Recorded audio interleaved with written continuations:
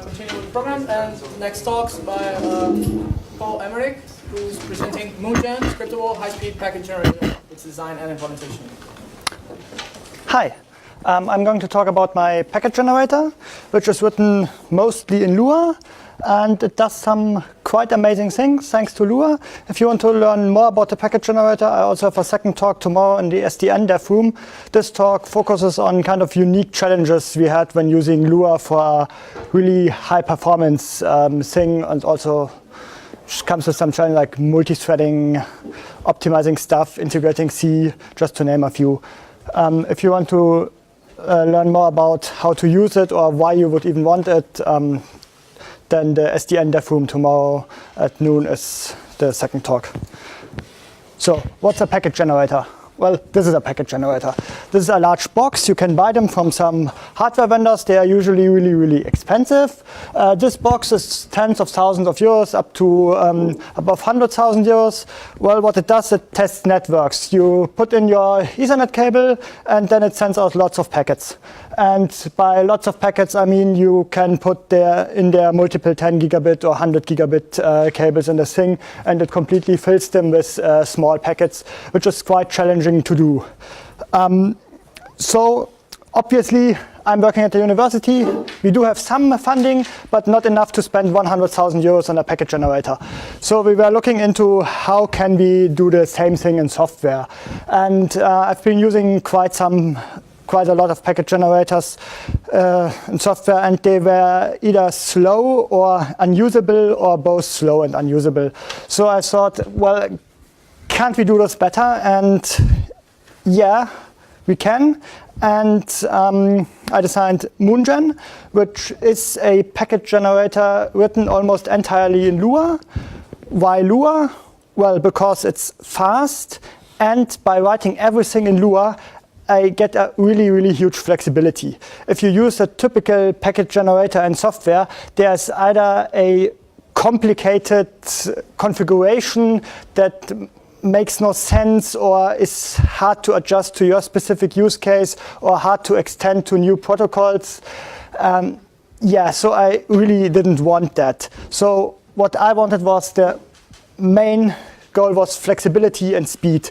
So I opted to just generate all the packets in Lua code. That means if you want to send a specific type of packet with Moongen, you write code that generates that packet and send it out in real time.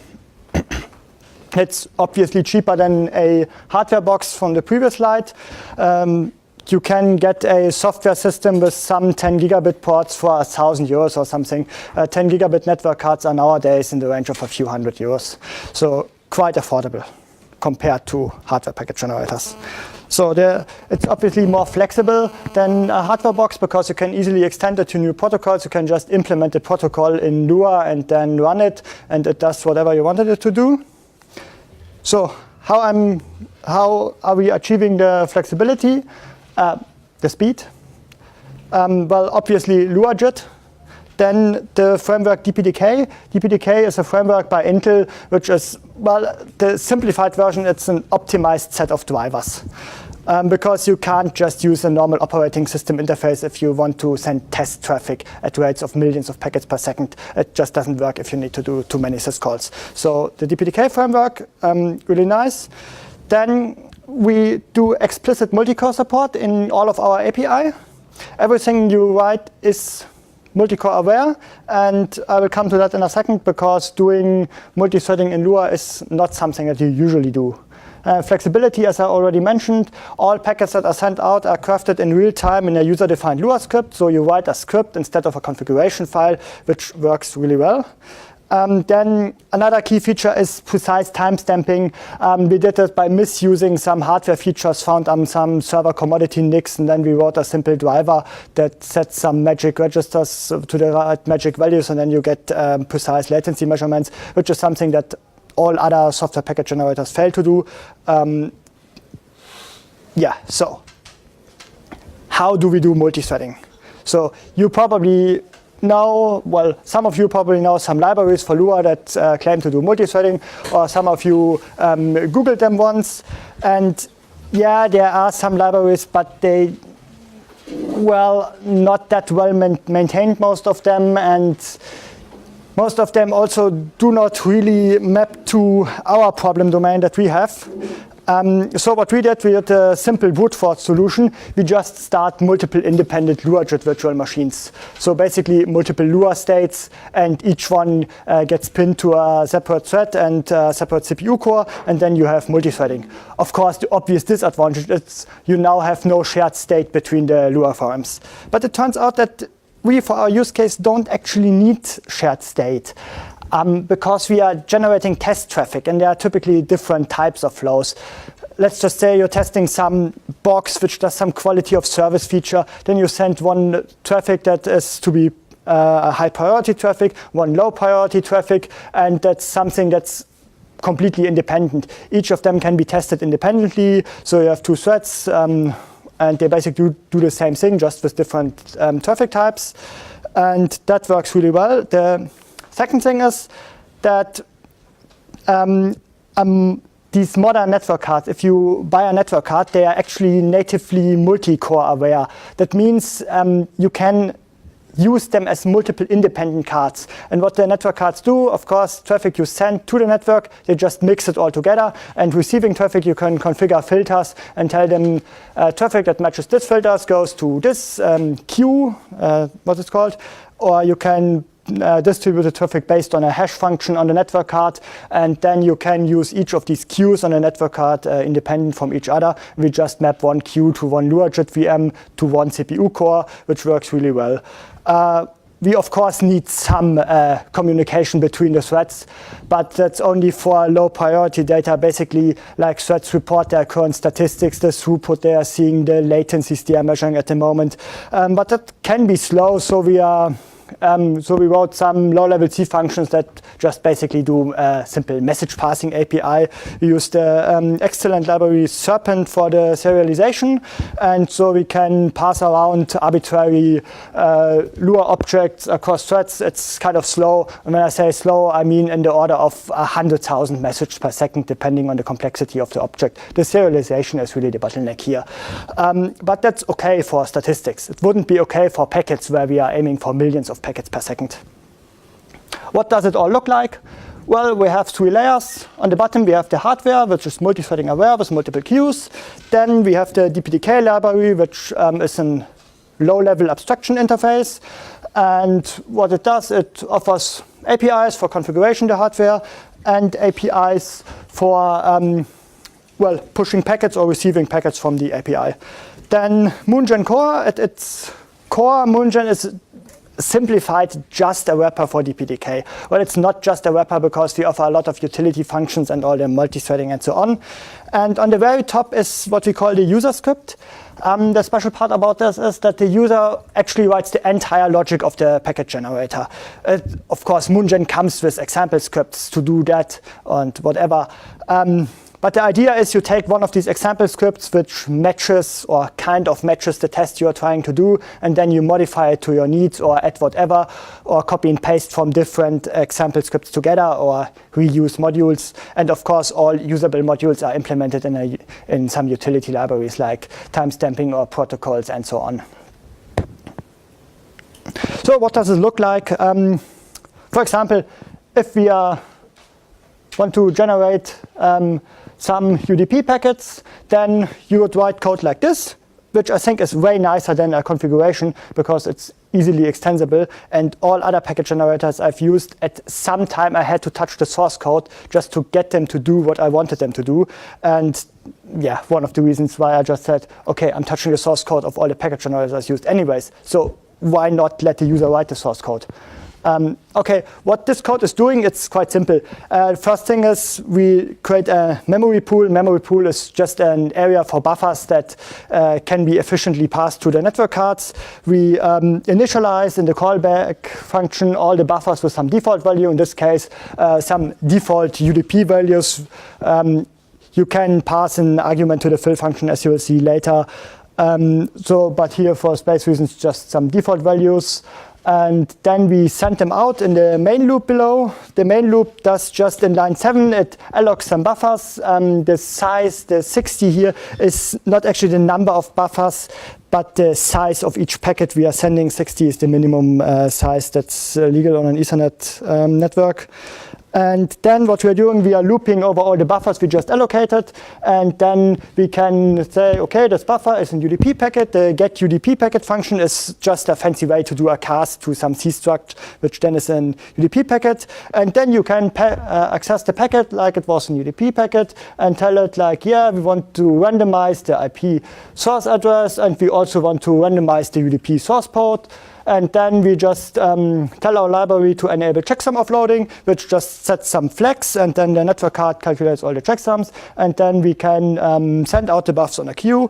And as you can see, this function, you can, as one of the, in the previous slides, one of the slave scripts in the top right, and you could start this function multiple times in multiple independent LuaJIT VMs and pass it different types of parameters. In the simplest case, different queues, and then you just generated traffic natively for multiple cores at the same time. But you could also pass other parameters to it, like the range to randomize or which ports to use or anything else. You can check out our GitHub repository. There are a lot of example scripts for various use cases. So how is this packet data stuff working? One important challenge for packet generators is that they are written for testing stuff. And from testing, you often test new protocols or weird edge cases. So that's where a lot of configurations actually fail or not implement the latest protocols. So we have almost endless number of different protocols, and then a literally endless number of combinations of these protocols, because you can stack tunnels into tunnels and whatever. Yeah, and what we need to have in the packet generator, especially as we are building all packets in real time as they are sent out, we need efficient access to all these protocol headers from script code, and we want these accesses or the underlying packet we wanted to have in the right data structure. So we don't want to copy the packet at any time. We want to build the whole buffer in Lua and then just pass it to the driver and send it out. So what we did is a kind of dynamic approach. We have this create packet magic function, which actually is in a namespace but omitted here.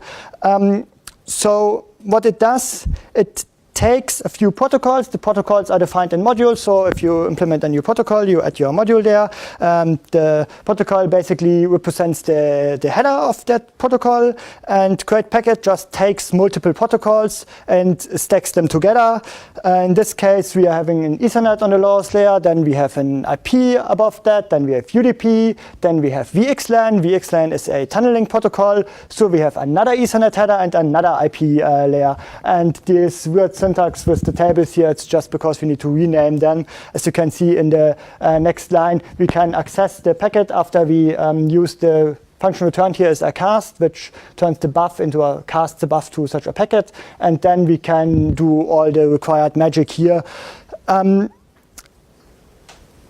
Yeah, all these setter functions are defined by the protocols, and they handle stuff like endianness swapping, because usually the network byte order is not your host byte order, and it's all handled by the class that is created dynamically. This is extremely fast, and that is thanks to LuaJIT FFI, and it's really, I have benchmarks where it's even faster than C, packet generators written in C.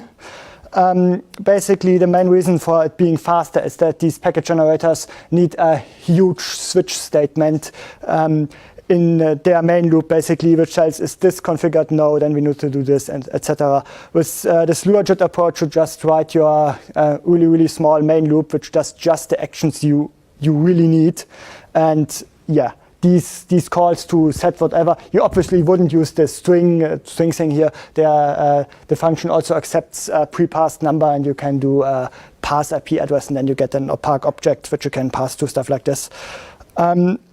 Yeah, that's really fast, these accessors. Then the memory layout is defined by the C data struct, so we can just send out the packet immediately after we created it. No additional copy step necessary. It's just something. I also looked at other stuff when I designed Moongen, like the V8 API, where stuff like this is way more complicated. Okay, to give a quick summary, what we are doing is we use user scripts instead of some complex configuration. Then LuaJIT is fast, really fast.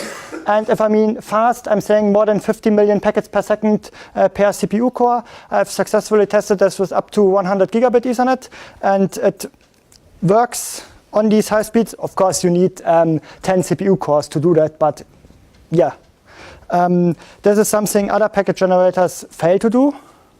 And then, despite this high speed, we run a script code for each single packet we send out. Just a simple calculation. We are doing 15 million packets per second, which is 10 gigabit with minimum size packets.